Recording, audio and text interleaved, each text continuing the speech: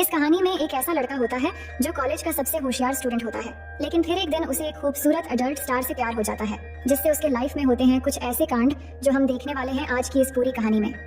और इस कहानी की शुरुआत में हम मैथ्यू नाम के एक लड़के को देखते हैं, जो कि पढ़ाई में बहुत अच्छा और कॉलेज का सबसे होशियार स्टूडेंट होता है। लेकिन इतना होशियार होने के बाद भी वो बहुत ज्यादा बोरिंग था, क्योंकि पढ़ाई के अलावा वो ज्यादातर बाकी चीजों से दूर रहता था, जिस वजह से कॉलेज की कोई भी लड़की उसमें इंटरेस्ट नहीं लेती थी। और ये मैथ्यू के कॉलेज का आखिरी साल था और वो अपनी हायर एजुकेशन के लिए स्कॉलरशिप लेने की तैयारी कर रहा था।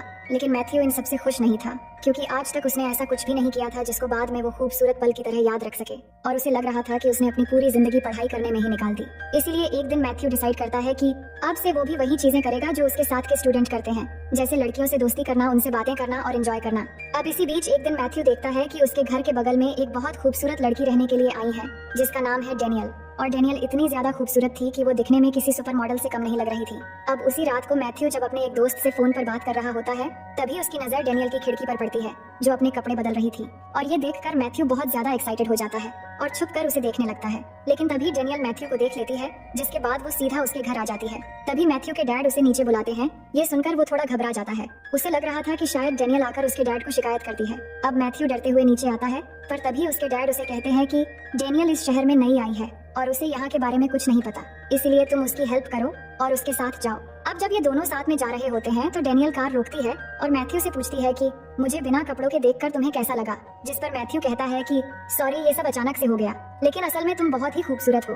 ये सुनकर डेनियल कहती है कि अब मैं भी तुम्हें वैसे ही देखना चाहती हूँ। इसके बाद मैथ्यू अपने कपड़े उतारकर कार के सामने खड़ा हो जाता है, लेकिन तभी डेनियल कार स्टार्ट करके मैथ्यू के कपड़े लेकर भागने लगती है और उसे कार के पीछे पीछे दौड़ाने लगती है। लेकिन थोड़ी ही देर बाद डेनियल वापस आ जाती है और मैथ्यू से कहती है कि मैं तो बस तुम्हारे साथ मजाक कर रही थी। इसके बाद मैथ्यू कार के अंदर आ जाता है और बैठकर दोनों बातें करने लगते हैं, और इस तरह दोनों के बीच में काफी अच्छी दोस्ती हो जाती है।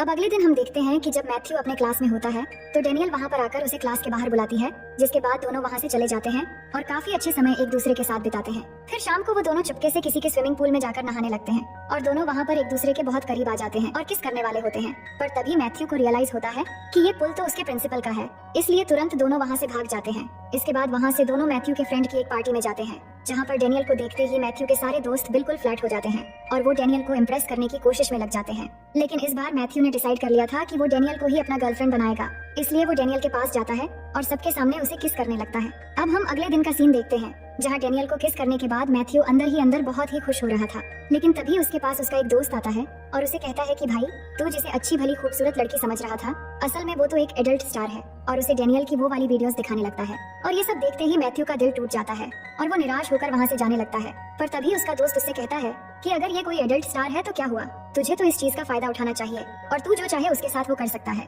अब ये सब सुनकर मैथ्यू सीधा डेनियल के पास जाता है, जहाँ वो उसकी माँ के साथ बैठकर उसकी बचपन की फोटोज देख रही थी, और वहाँ जाकर मैथ्यू डेनियल को कहता है कि चलो तुम्हें कहीं लेकर जाना है। जिसके बाद वो दोनों साथ में एक होटल जाते हैं और वहाँ पर मैथ्यू डेनियल को उसके कपड़े उतारने को कहता है। अब डेनियल समझ चुकी थी कि मैथ्यू उससे क्या चाहता है, जिस पर डेनियल उसे कहती है कि तुम मुझे गलत समझ रहे हो, मैं तो ये सब करना कब से छोड़ चुकी हूँ और अब मैं एक नॉर्मल लाइफ जीना चाहती हूँ, और तुम्हारे करीब होना मुझे बहुत अच्छा लग रहा था, लेकिन तुमने भी मुझे आखिर गलत ही समझा।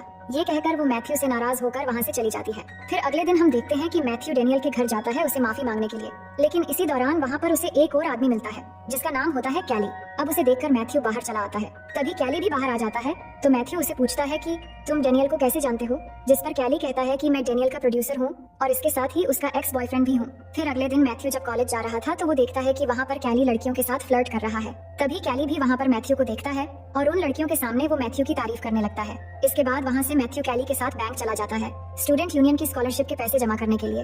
अब बैंक जाने के बाद बैंक की कर्मचारी पूछती है ये कौन है, तो मैथ्यू बता देता है कि ये हमारे स्टूडेंट एडवाइजर है। अब अगले दिन हम डेनियल को देखते हैं जो कहीं जा रही होती है। तभी मैथ्यू वहाँ पर आता है और उसे पूछता है कि तुम कहाँ जा रही हो, तो डेनियल कहती है कि मैं कभी भी शायद खुद को बदल नहीं सकती और ना ही कभी एक नॉर्मल लाइफ जी सकती हूँ, इसलिए मैं कैली के साथ वापस लॉस वेगस चली जा रही हूँ। अब यहाँ पर मैथ्यू भी डेनियल से प्यार करने लगा था, इसलिए वो डिसाइड करता है कि वो डेनियल को वापस लेकर आएगा, जिसके बाद वो अपने दोस्तों को लेकर लॉस वेगस के लिए निकल पड़ता है। अब वहाँ पहुंचकर मैथ्यू और उसके दोस्त एक क्लब के अंदर जाते हैं, जहाँ पर वो देखते हैं कि डेनियल आधे अधूरे कपड़ों में सबके सामने शॉफ कर रही थी, तो वो उसके पीछे जाकर उसे समझाने की कोशिश करता है कि तुम्हें ये सब करने की कोई जरूरत नहीं है।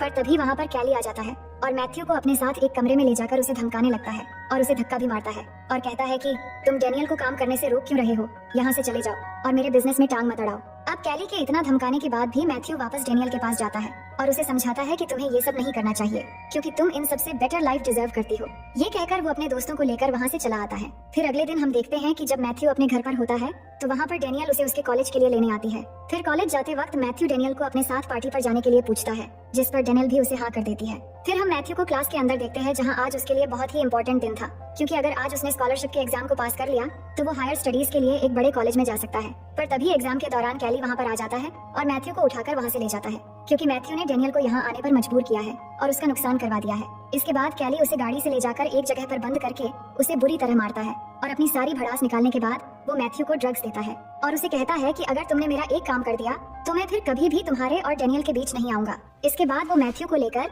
मेडी नाम के एक आदमी के घर जाता है और वहाँ से मेडी की ट्रॉफी चुराने को कहता है और उसे घर के अंदर छोड़कर बाहर आकर पुलिस को फोन कर देता है। वही हम मैथ्यू को देखते हैं जो उस घर से वो ट्रॉफी उठा लेता है और लेकर भागने वाला ही होता है। तभी सामने देखता है कि मेडी खड़ा है। ये देखकर वो भागना शुरू कर देता है, लेकिन मेडी मैथ्यू के पीछे अपना एक तोता छोड़ देता है और मैथ्यू उस तोते से बचते हुए घर से बाहर निकलकर भागने लगता है। पर तभी वो देखता है कि सामने से पुलिस आ रही है, तो वो पुलिस से बचते हुए एक जगह छुपकर अपने दोस्त को फोन करता है। इसके बाद उसका दोस्त आ जाता है और उसे बचाकर अपने साथ ले आता है। अब अगले सीन में हम देखते हैं कि मैथ्यू और डेनियल कॉलेज में स्कॉलरशिप की स्पीच देने जाते हैं, लेकिन मैथ्यू को वहाँ पर ड्रग्स का नशा चढ़ने लगता है, जिससे वो अजीब अजीब सी हरकतें करने लगता है और फिर स्पीच देने स्टेज पर जाता है तो उसे अपना स्पीच नशे की वजह से अच्छे से दिखाई नहीं देता, तो वो स्क्रिप्ट फेंक देता है और सबके सामने अच्छे से बातें करने लगता है और बिना स्क्रिप्ट के ही बहुत अच्छा स्पीच देता है, जिससे सब उसके लिए तालियां बजाने लगते हैं। लेकिन जब स्पीच का फाइनल रिजल्ट आता है कि किसको स्कॉलरशिप मिलेगा तो वहाँ पर उसका नाम नहीं आता और एक दूसरे स्टूडेंट को स्कॉलरशिप दे दिया जाता है।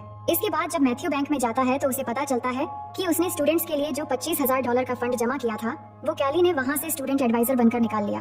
अब ये सुनते ही मैथ्यू शॉक्ड हो जाता है और घर आकर ये बात डेनियल और अपने दोस्तों को बता देता है, जिसके बाद ये सभी मिलकर कैली को सबक सिखाने का एक प्लान बनाते हैं। इसके बाद मैथ्यू और डेनियल दोनों मेडी के पास जाते हैं, जो कि कैली की तरह ही एक एडल्ट प्रोड्यूसर था। वहाँ जाकर मैथ्यू मेडी को सारी बातें बताता है और उसकी ट्रॉफी भी उसे वापस कर देता है। फिर वो मेडी से कहता है कि अगर आप हमें $25,000 दोगे तो हम आपको दुनिया की सबसे बेस्ट वो वाली वीडियो बनाकर देंगे। अब ये सुनते ही मेडी खुश हो जाता है और वो उनको पैसे देने के लिए तैयार हो जाता है। अब इसके बाद सभी लोग मिलकर वीडियो बनाने में लग जाते हैं, जहाँ पर डेनियल भी अपने कुछ पुराने दोस्तों को बुला लेती है, जो कि उसी की तरह एक एडल्ट स्टार थे।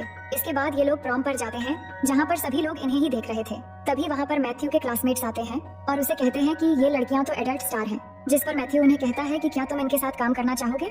ये सुनते ही उसके दोस्त खुश हो जाते हैं और उसे हाँ कर देते हैं। इसके बाद ये सभी मिलकर उसी रात को वीडियो शूट कर लेते हैं और वहाँ बहुत एंजॉय करने के बाद सब अपने अपने घर चले जाते हैं और सब जाने के बाद कार में मैथ्यू और डेनियल रह जाते हैं और दोनों अकेले में एक दूसरे के बेहद करीब हो जाते हैं। फिर अगले दिन मैथ्यू का दोस्त उसे कॉल करता है और बताता है कि हमारी वीडियो किसी ने चुरा ली है।